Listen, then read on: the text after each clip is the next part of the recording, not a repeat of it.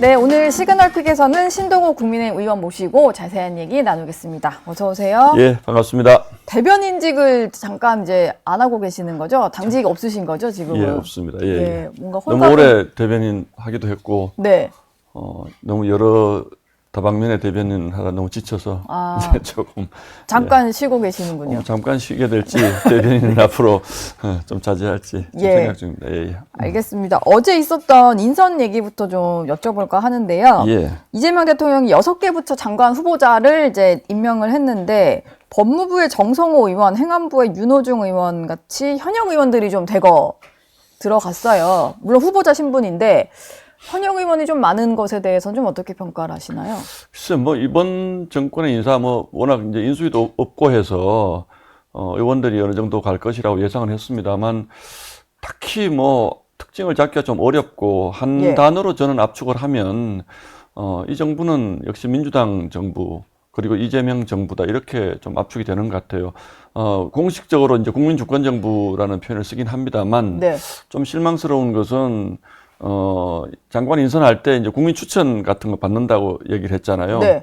근데 실제로 보면 대부분 이재명 대통령을 위해서 그동안 애쓴 분들 약간은 좀 의원 내각제 같은 느낌도 있기도 하고 여러 가지 고려하지 않았을까 이런 생각을 하긴 합니다. 예.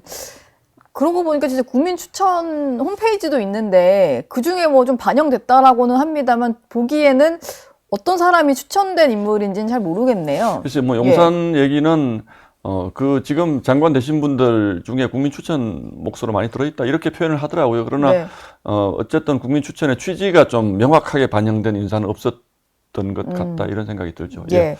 그리고 민정수석으로 봉욱 전 대검 차장이 임명이 됐는데 또 검찰 출신을 선택했다. 이런 평가들이 나와요. 근데 이유가 있을까요? 네. 글쎄요, 봉욱 차장은 평판은 괜찮았던 검사입니다. 그래서, 역시, 검찰의 손을 빌어서 검찰 개혁하겠다라는 그런 의지를 그냥 그대로 가지고 가는 것, 첫 번째 분이 낙마했습니다만, 그러나, 어쨌든 지금 정치인 출신 법무장관이 들어오셨잖아요. 그런데, 또 이제 검찰 개혁이 이번 민주당이 추진한 사법 개혁의 핵심이니까 어쨌든 검찰이 내부 사정을 좀 알아야 되는 측면이 하나가 있을 테고 또 검찰이 완전히 배제된 상태로 이제 그런 것들이 진행됐을 때 어쨌든 반감이랄까 이런 것들 좀 완화하기 위해서 애당초부터 검찰 출신으로 민정수석을 하겠다라는 이런 생각을 하고 있었던 거 아닐까요? 그런 아까 이제 조홍천 의원이나 신지호 의원 얘기로는 약간의 그래도 속도 조절 이런 건 있는 것 같다. 예를 들면 이제 강성 의원을 법무부 장관 후보자로 지명을 할 수도 있고 또 이제 당에서 나오는 목소리처럼 검찰 출신이 아닌 민정수석을 앉힐 수도 있을 텐데 정성호 의원과 봉욱 민정수석 이 조합을 보면 막 밀어붙인다기보다는 조금 이제 여론을 봐가면서 하겠다라는 것 같아서 두 분 다 제가 아주 잘 알진 못합니다만, 정성호 장관 내정자는, 이제 제가 기재위에 잠시 같이 있다가, 저는 이번에 법사위로 갔고, 정성호 의원님은 법무장관으로 가서 법사위로 가셨군요. 저는 그렇게 돼서 또 이제 만나게 될 것 같긴 한데, 상당히 어쨌든 개인적으로는, 합리적이고, 또 대화론자고, 이런 분이시죠. 그래서 제가 생각하기에는, 이런 것 같습니다.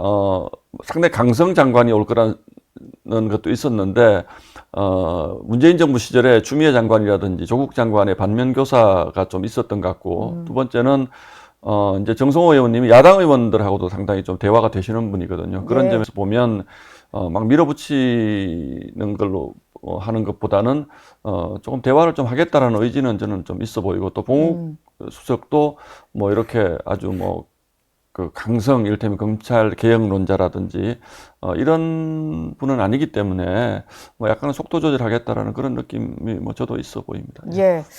그리고 원래 이제 초반에 행정안전부 장관 후보자로 좀 이름이 오르내렸던 게 김경수 전 지사인데, 장관급 직책인 대통령 직속 지방시대위원장에 임명이 됐더라고요. 경선 경쟁자이기도 했고, 비명 통합행보다 이렇게 봐야 될까요? 지금 그런 부분들은 상당히 있지 않습니까? 그래서 일단 일기 내각이나 또 일기 인선들을 보면, 어쨌든 뭐 친명으로만 채웠을 경우에 또 당내 분란이 올 수 있기 때문에 네. 상당히 뭐 또 비명 뭐 우상호 정무수석도 친명이라고 할 수는 없는 분들이잖아요. 예. 뭐 강훈식 의원도 사실은 저희는 그렇게 평가를 했습니다만 예. 완전 이제 찐명까지는 예. 아니었으니까. 예. 또 한편으로는 뭐 내년 지방선거를 염두에 두고 네. 이런 분들이 이제 저희가 뭐 다 이제 알려졌습니다만 뭐 우상호 수석은 뭐 강원지사 나간다, 강훈식 충남지사 나간다 이런 쪽으로 약간 좀 친명 핵심부는 핵심부 지금 민정실 같은 경우에는 이재명 변호인들이 많이 들어가 있지 않습니까? 예, 그래서 그쵸. 수석은 그렇지만 밑에 또 비서관들은 이제 그렇게 들어가 있지 않습니까? 예. 그래서 저는 이 정부의 핵심적인 정책이라든지 핵심적인 의사결정은 역시 친명 중심으로 갈 것이라고 보고 모양 내기용 그 인선에는 비명이라든지 또는 기업인이라든지 이런 분들을 많이 기용하는 게 그게 특색이고 또 한편으로 이제 인사를 보면 대개 정부가 들어서면 그 정부의 철학이라든지 그 정부의 정책적 기반을 마련해 준 어떤 뭐 교수라든지 이런 분들도 이제 상당히 기용되는데 이번 정부는 보면 상당히 정치인 중심인 걸로 봐서 한편으로는 이재명 대통령이 이제 정당 생활을 하면서도 굉장히 폐쇄적으로 소위 이제 일종의 그 본인의 주변을 예. 운영하는 것 이너서클로만 아닌가? 운영을 했나요? 그래서 뭐 그 외부에 있는 분들 중에 이런 사람도 있었어라는 분들이 거의 없잖아요, 사실은. 예. 그죠? 거의 안 보이는 걸로 보면 상당히 이너서클 중심으로 당을 운영해 온 것으로 보이고 앞으로도 결국은 뭐 대통령실 당연하고요. 또 지금 당도 지금 뭐 친명 그 충성 경쟁으로 당 대표 경선이 치러지고 있고 예. 김병기 원내대표도 그렇고 당정청이 사실은 이재명을 옹이하는 그룹으로 완벽하게 짜여지지 않을까라는 이런 뭐 일종의 불안감이 있어서 예. 좀 국민주권정부라는 표현은 썩 그렇게 저는 적절치 않은 인사만 보면 그렇게 네. 느껴집니다. 예. 뭐 눈에 띄는 좀 협치를 하려는 듯한 인선이 있긴 하지만 어쨌든 핵심들은 다 이제 친명 위주로 굴러갈 것 같다. 농림부 장관 문제는 협치가 아니고 모욕 인사죠, 그건. 모욕 인사. 네, 예. 그렇죠. 뭐 국민의힘은 철학이 완전히 다르고 특히 핵심적인 그 양국법에 대한 아주 핵심적인 정책에 대한 생각이 전혀 달랐는데 이분이 예. 어떤 이유로 그것을 받아들였는지는 모르지만 사실은 이런 경우는 예를 들어서 뭐 기존의 장관이 아니고 국민의 이 여권의 어떤 저희 그러니까 국민의힘 그러니까 보수권의 어떤 생각도 좀 대변할 수 있는 분을 뭐 자문기구라든지 이런 곳에 기용을 해서 예. 뭘 좀 의견을 듣는다 이거는 모르겠는데 이렇게 첨예하게 그 어떤 갈등 구조 속에서 정권이 바뀌었는데 네. 그 전 정부의 장관을 그냥 하라고 하는 거는 국민들 눈에는 어떻게 보였을지 모르지만 정치적으로는 굉장히 저는 서로가 별로 그렇게 도움되는 인사는 아니었다고 뭐 보고 본인 입장에서는 소신을 또 바꿔야 되는 거고 뭐 한 입으로 약간 두말하게 되는 뭐 그런 뭐 거긴 하니까. 어쩔 수가 없는 것이죠, 그건. 예. 민주당 같은 경우는 이제 오늘 국무총리 후보자 인준 표결을 하려고 했는데 일단 우원식 국회의장이 제동을 걸어서 7월 3일까지는 좀 논의를 해보라는 것 같아요. 하지만 뭐 시점만 바뀌었을 뿐이고 민주당은 표결을 강행하겠다. 뭐 네. 이런 입장이잖아요. 네, 네. 국민의힘 보시기에는 이제 막을 수는 없는 상황 같고 근데 오늘 또 보니까 뭐 11시에 어떤 일정이 있으신 것 같아요. 예. 대국민 여론전을 좀 나서 보겠다 이런 구상이신가요? 왜냐하면 청문회를 하지 않았습니까, 이틀 동안. 예. 그런데 뭐 다 알려진 것처럼 증인이 한 명도 없었어요. 네.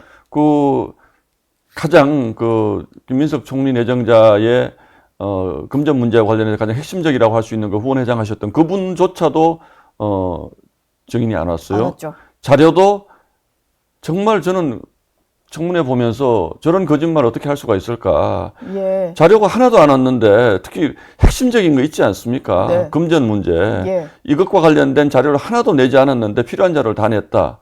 그리고 당신들이 찾아봐라 이렇게 자꾸 얘기를 하는데 본인은 또 개인정보 제공 동의를 하지 않잖아요. 예. 그 실질적으로 김민석 총리 내정자와 관련된 의혹이 해소된 게 하나도 없습니다. 그게 뭐 국민의힘이 무능해서 그렇다라는 표현들도 언론에서는 씁니다만 아니 안 주는 걸 어떻게 저희가 강제로 압수수색을 할 수는 없는 것이지 않습니까? 예. 그러니까 이거는 굉장히 뻔뻔한 거예요. 민주당이 과거 어떤 총리가 옛날에는 무슨 뭐 업자하고 사진 한 장 찍은 거짓말 이런 것 가지고도 낙마하는 경우가 있었고 예. 교회에서 본인이 무슨 연설 잘못해서 낙마하신 분도 있고 이 정도로 특히 총리 후보자에 대한 도덕적 검증은 굉장히 엄격했어요. 예전에도. 엄격했습니다. 네. 총리는. 그리고 저는 왜 지금 그 장관 인사를 보면 문제없이 가겠다는 의지가 굉장히 강한데 왜 총리만큼은 이렇게 많은 문제, 그 상식적으로 납득이 됩니까? 저는 네. 국민들도 뭐 조사를 해보면 어떤 이유에서든 뭐 괜찮다라는 여론도 적지 않은 것은 사실인데 네. 그럼에도 불구하고 민주당 스스로도 마음속으로 굉장히 저는 좀 찔릴 거라고 생각을 합니다. 우원식 의장도 저는 역시 마찬가지라고 생각하고 그러니까 이제 오늘 한 번에 하지 않고 약간은 뭐 시간적 여유를 좀 두고 명분 쌓기 하는 걸로 보고 결국은 저는 할 거라고는 봅니다만 사실은 왜 이렇게까지 무리하는지는 저도 잘 이해를 못 하겠습니다. 너무 문제가 많지 않습니까? 예. 그래서 국민의힘에서는 일단 오늘 11시에 국민청문회를 좀 개최하겠다. 좀 해소되지 않은 김민석 후보자의 문제를 좀 다시 얘기를 하실. 그러니까 국민적 시각에서 봤을 때는 이 문제가 어떻게 보이는 건지 뭐 이를테면 뭐 제가 어떤 분이 나오는지 다 잘 모릅니다만은 아니 배추 2억을 투자를 해서 한 달에 450만 원씩 그 수익금을 받았다고 얘기하는데 그럼 1년이면 6천만 원이잖아요. 그럼 거의 뭐 엄청난 수익률을 지금 내는 것이고 그 실제로 그러면 그분하고 2억을 주고받은 뭐 채용증이라도 있느냐 내역이 있느냐 그러면 내역이라도 있다면 어느 정도 저희가 이해를 할 수도 있지만 내역도 없고 그건 낼 수 있는 것도 아니다. 이렇게 얘기를 하니까 실제로 국민들도 그래 뭐 2억 내고 수익금으로 받았을 수도 있겠네라고 생각하는 부분에 대해서 저희가 국민들의 생각을 또 들어볼 필요가 있는 거죠. 그런 차원입니다. 그리고 이게 지금 물론 뭐 수사를 얼마나 경찰이 열심히 할지는 모르겠습니다만 어쨌든 시민단체에서 고발을 해놓은 상황이거든요. 검찰이 맡았다가 경찰로 넘겼죠? 그렇게 됐죠. 뭐 그냥 고발이 됐으니까 배당을 한 것인지 정확히는 알 수 없습니다만 어쨌든 총리의 도덕적인 문제를 오히려 이재명 대통령이 그냥 즐기는 것인가 이런 생각까지도 들기 때문에 저희는 그 부분에 대해서는 계속 문제 제기를 할 수밖에 없다 이렇게 보고 있습니다. 이게 그냥 뭐 흠집내기식의 문제 제기는 아니셨고 그 불투명한 금전 거래가 나중에 총리직을 수행하는 데 있어서의 또 다른 문제를 낳을지 모르니까 계속 문제 제기를 하시는 건데 민주당은 계속해서 그냥 발목 잡기다. 뭐 이걸 가지고 거의 이제 대선 불복이다. 뭐 이런 얘기까지 좀 아니요, 하더라고요. 그러니까 그게요. 저희는 명쾌하게 적어도 숫자가 틀리는 부분만큼은 해명을 해야죠. 제가 얼마를 벌었는데 얼마를 썼다. 그러면 요 숫자의 차이만큼은 산수잖아요. 이게 뭐 대단히 고차원 방정식이 아니고. 그러게요. 계좌 내역만 보면 계좌 내역만 보면 우리 뭐 이렇게 논쟁크 뭐 숨겨놓은 돈이 많습니까? 대부분의 없어요. 보통 사람들은 그 국세청이 가지고 있는 자료 또는 개인이 가지고 있는 금융 자료 요 두 가지만 가지고 보면 숨길 것도 보탤 것도 없습니다. 그런데 어쨌든 저희 계산으로는 적어도 6억에서 8억까지 돈의 차이가 나는데 이걸 아무런 증빙 자료도 못 낸다고 하는 총리 후보자를 안 된다고 얘기하는 거를 아니 도대체 대선 불복이라는 표현은 어떻게 해서 나오는 겁니까? 저는 정말 기가 막히는 얘기죠, 이런 얘기들은. 그러게요. 대통령에 대해서 뭐 그런 것도 아닌데 총리 후보자에 대한 걸 가지고 그리고 본인들 말로 청문위원 검증하겠다고 지금 그러잖아요. 우리 주진우 의원. 근데 주진우 의원이 무슨 총리 후보자입니까? 그러니까 이게 말이 앞뒤가 맞지 않는 거예요. 저희는 총리를 검증하겠다는 것이고 국민들도 총리를 검증하는 것인데 그거는 본인들이 자신 없다는 얘기죠. 주진우 의원이 그 얘기까지 했던데 그럼 본인이 증빙자료 다 낼 테니까 다 같이 내자. 뭐 이런 건데 거기에 대한 별로 응답은 없는 것 같아요. 전형적인 제가 보기에는 메신저 공격하고 그렇게 선전선동하는 것은 전형적인 좌파식 선전선동술입니다. 저는 그렇게 보고 있습니다. 다른 어떤 논리적 그 뒷받침이 없지 않습니까? 근데 이게 또 동시에 장관 후보자들이 많이 지명이 돼가지고 청문회 전국이 펼쳐지다 보니까 김민석 후보자 한 명만 또 이렇게 공세를 하실 수는 없을 것 같고 이러다 지나가지 않을까라는 생각이 드네요. 그래서 제가 보기에는 모든 관심을 그냥 김민석 총리 후보자에게 쏠리게 하고 그냥 어물쩍 넘어가려고 하는 것 아닌가라는 생각도 사실은 들고 있는 나머지 후보자들에게 지금 뭐 조현 후보 외교장관 후보자라든지 뭐 이런 부동산 문제도 있고 또 정은경 지금 후보자도 남편이 코로나 시기에 예, 주식 문제가 투자했다는 있고. 이런 부분들도 저희가 이게 김민석 총리 후보자 쪽으로 국민적 관심이 너무 쏠려서 네. 그냥 넘어가려고 하는 것 아닌가 이런 생각을 하죠. 근데 예. 뭐 저희 채널A도 마찬가지입니다만 언론사마다 집권 초반에는 뭐 정부가 가장 셀 때지만 인사검증 되게 열심히 하거든요. 언론도 열심히 하고 있으니까 예, 뭐 예. 덮일 문제들은 뭐 드러날 문제들은 반드시 드러날 거다. 뭐 이런 얘기를 좀 드리고 싶네요. 예, 예. 지금 법사위원회로 가셨다라고는 하는데 그 전에 기재위셨으니까 예, 예. 대출 규제 문제 좀 여쭤볼까 해요. 예, 예. 제가 보기에도 역대 정부에서 나온 대책 중에 좀 가장 강력한 규제가 한 방에 나온 게 아닌가라는 생각이 드는데 조금 초반에 대통령실에서 이게 금융위에서 나온 이제 그 대책이다 보니까 대통령실 대책이 아니다 뭐 이런 얘기를 했다가 좀 번복하는 논란이 저희도 있었거든요. 굉장히 충격받았습니다. 네, 이게 예. 뭐지? 이를테면 그럼 윤석열 정부에서 했다는 것도 아닐 테고 아니고 예. 그러면 도대체 이걸 누가 했다는 거지? 사실 상식적으로 이 정도의 강력한 규제를 이제 금융 전문가들은 예. 이 6억까지만 대출을 해주고 그 이상은 못 해준다라고 하는 것이 얼마나 강력한 금융 규제인지는 잘 알 겁니다. 금융 전문가들. 왜냐하면 그동안은 이제 대개는 이제 소득 수준이라든지 집의 가치에 비례해서 뭐 몇 %까지만 대출해 줄 수 있다. 이렇게 했기 때문에 뭐 집 값이 아무리 비싸지더라도 거기에 비례해서 이제 대출 총액은 커지는데 또 이거는 상환 능력이 있으면 해주니까. 상환 능력이 있으면 또 해주거나 이제 예. 이런 건데 이거는 그냥 금액으로 규제를 한 것이기 때문에 이건 엄청나게 어마어마한 겁니다. 그런데 대통령실 대변인이 우리가 한 게 아니다 처음에 이렇게 얘기했다가 좀 공사가 커질 것 같으니까 우리하고 긴밀하게 소통하고 있다 이제 이 정도로 얘기를 했거든요. 네. 그래서 이제 한편으로 생각해 보면 죄송합니다. 한편으로 생각해 보면 이걸 이렇게 해보고 성과가 있으면 이제 우리가 주도한 것처럼 하고 부작용이 커지면 뭐 전 정부 관료들이 너무 준비 없이 거기서 좀 터뜨렸다 주도한 걸로. 한 걸로 예. 이렇게 생각하고 한 것 아닐까라는 의심을 가질 정도로 왜냐하면 지금 시장의 파장이 지금 어마어마하지 않습니까? 네. 그래서 이게 저는 뭐 집값이 특히 이제 서울에 이제 그 강남 주변으로 집값이 너무 큰 폭으로 오르니까 예. 규제가 필요하다라는 점에서는 뭐 저도 할 수 있는 것이라고 생각을 합니다. 다만 네.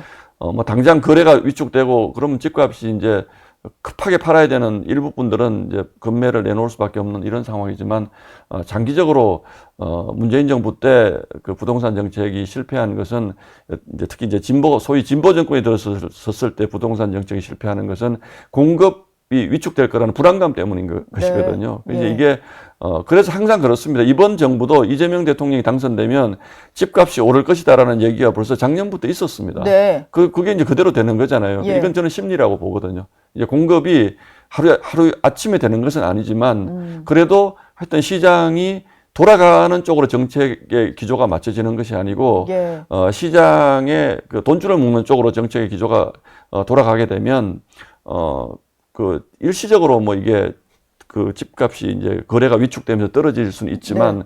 앞으로 이게 과연 문재인 정부 때를 반면교사로 돌아보면 이게 과연 계속 이렇게 집값 안정화로 갈 것이라고 보는 전문가는 별로 없는 것 같아요. 제가 보기에는.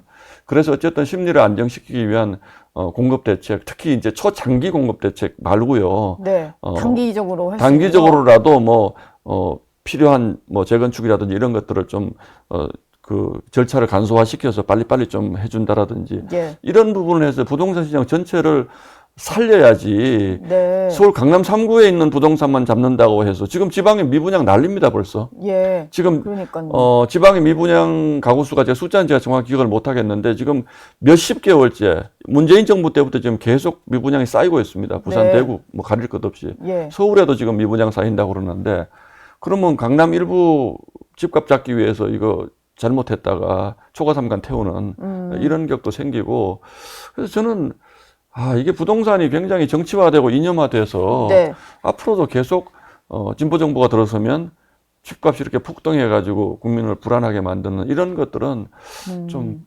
불식시켜줄 수 있는 네. 어떤 정책적 전환이 좀 필요하다고 보고 있습니다. 예. 예, 알겠습니다. 나오셨으니까 당 상황을 또 안 여쭤볼 수는 없고 오늘 김용태 비대위원장이 마지막 날이더라고요. 그래서 마지막 뭐 퇴임하면서 기자회견도 있는 것 같은데 전당대회 전까지는 일단 비대위 체제로 갈 수밖에 없는데 그게 송원석 원내대표가 이제 대행을 맡겠다라는 것 같아요. 네, 그럴 것 같습니다. 예, 근데 앞서 이제 나왔던 의원님들께서는 어떤 얘기를 했냐면, 전당대회 전까지 한 달 반 정도 하는 관리형 비대위인데 그 안에서 혁신위를 또 띄운다는 건 좀 모순된다라는 얘기를 하시더라고요. 글쎄, 이제 뭐 여러 가지가 있는데 저는 사실 좀 오늘 김용태 위원장님 한 50일여 만에 퇴임을 하는데 좋은 얘기를 많이 했어요, 실제로. 근데 이게 어쨌든 저희가 국민들에게 와닿게 이걸 잘 포장해서 전달하는데 실패를 했기 때문에 예. 그 책임은 뭐 김용태 위원장에게 있다고 할 수도 있고 또 당에 김용태 위원장을 도와줘야 될 스태프들에게 있다고도 할 수 있고 우리 당 전체에 있다고 할 수 있어서 정말 안타깝습니다. 그 시기가 저희에게는 굉장히 중요한 시기고 네. 거기서 마무리가 잘 돼야지 뭐 관리형 비대위로 가서 다음 대표에게도 이제 부담이 좀 적은 것인데 이게 마무리가 안 됐기 때문에 혁신위를 하겠다는 것이거든요. 네. 지금 뭐 잘 아시는 것처럼 김용태 위원장이 내세운 그 5대 개혁 과제라는 것에 대해서 당내 논란이 굉장히 컸고 네. 그래서 실제로 그게 뭔가 매듭지어진 게 없지 않습니까? 그렇죠. 그러니까 송원석 원내대표 입장에서도 본인 비대위원장을 이제 겸임을 하게 되면 네. 이거는 새 대표를 뽑는 그 역할에 치중을 할 텐데 그럼 우리 당은 어떤 혁신의 목소리는 그럼 내지 않고 그냥 두 달을 또 그냥 가느냐 이런 고민이 있는 것이죠. 그래서 예. 여러 가지 상반된 의견이 다 일리가 있습니다. 네. 그래서 지금 빨리 대표 뽑아서 예. 그 대표가 그냥 이를테면 뭐 대국민 사과도 하고 또 우리가 야당과 맞서 싸워야 될 부분에 대해서는 명확하게 정리를 하고 해서 빨리 대여 전선을 이제 완비해야 된다는 그 목소리는 같습니다. 그런데 예. 아까 말씀드린 것처럼 좀 저는 김용태 위원장 체제에서 저희가 해야 될 일들을 좀 마무리하고 갔으면 굳이 혁신위를 안 했어도 괜찮은데 그게 마무리가 안 됐기 때문에 혁신위를 하자 이런 얘기가 나오는 거죠. 근데 지금 뭐 친한계 일부 뭐 의원이나 뭐 이런 분들 사이에서는 집단 지도 체제로 돌아가는 방안 이런 것들을 이제 지금 당 지도부가 좀 구상하고 있다. 뭐 이런 얘기가 좀 나오는 것 같아요. 그 부분은 제가 예. 제가 당 지도부가 명확히 어떻게 할 건지는 제가 모릅니다만은 제가 판단하고 있는 왜 집단 지도 체제인가? 예. 지금 우리 당이 굉장히 약하잖아요. 네. 약하지 않습니까? 주목을 뭐 상대적으로 받지 못하니까. 못 받죠. 네. 그리고 아주 강력한 차기 대권 후보가 있다면 그분의 목소리를 중심으로 당이 이제 뭉쳐지고 또 그 목소리가 대국민 을 향한 그 힘이 생기는데 지금 그 첫 번째는 강력한 대선 후보가 아직 보이지 않고 있다. 예. 그리고 당의 당세가 굉장히 약하다. 그렇기 때문에 당에 국민 앞에 나설 수 있는 대표 선수들은 다 나서서 여당과 싸우자. 이게 집단 지도 체제의 취지입니다. 네. 근데 이제 당 대표가 되시고 싶어 하시는 분들은 자기 목소리가 상대적으로 n분의 1이 되는 것이니까 예. 안 하고 싶은 거죠. 그 부분에 네. 대해서는. 그거는 뭐 누구나 마찬가지일 거라고 저는 생각을 너무 합니다. 당내 갈등이 공개적으로 표출이 또 될까봐 우려하는 목소리도 그래서 있더라고요. 이제 그런 것도 과거의 경우를 보면 대표 회의라는 것이 서로 그냥 싸움만 하다가 끝나는 네. 이제 우리가 뭐 비하해서 봉숭아학당이라는 표현을 씁니다만 그러나 네. 지금은 우리가 당의 소위 대표 선수라고 할 수 있는 분들이 다 한 자리에 모여서 국민들에게 그 이재명 정부를 향해서 우리가 문제 지적할 것을 하는 것이 옳은 것인지 아니면 당대표 체제로 가는 것이 옳은 것인지 이 부분은 사실은 생각해 볼 부분이 있습니다. 그런 점에서. 그래서 뭐 꼭 이건 안 된다 저건 안 된다를 뭐 어떤 이유에서 그렇게 말씀하시든지 저도 이해는 하지만 그러니까 지금은 우리가 뭐 찬밥 더운 밥 가릴 때는 아니다라는 생각을 개인적으로는 하고 있습니다. 논의를 좀 해볼 필요가 있다. 예. 마지막으로요.